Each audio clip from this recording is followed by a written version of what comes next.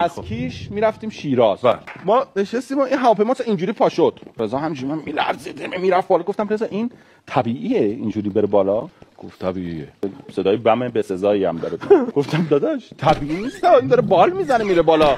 ما سوار کلاغ که نشدیم، سوار هواپیما اینجوری گفت تو شما بروزی نکن طبیعیه. بعد ردیف یکم لطف کرده با داد، ولی اینجامون بود. این دیواره اصلا یه صندلی اضافه کرده بودم من اینجای، یعنی این که میرفت بالا من اینجوری سرم میخوره چیزه. گفتم رضا این من دارم خونریزی مغزی میکنم. گفت ضایع نکن. بعد خوابید. اصلا باورتون میشه به هر حال داره میلرزه دیگه. آقا نخواب حداقل برادر من.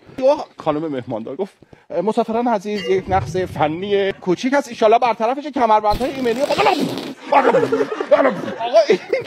من خدا همه جیغ زدن. این چیزا ریخت چمدون آقا. زنم بهش رضا داره سقوط میکنه. رضا سقوط. رضا سلام میخورد توی چیکار کنه خوبه آقا.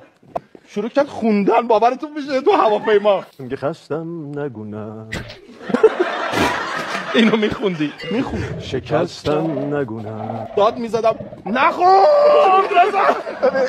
خدا میگم نخون. آخرین چیزی که میخوام بشنوم این نباشه. آخرین چیزی که میخوام بشنوم این نباشه.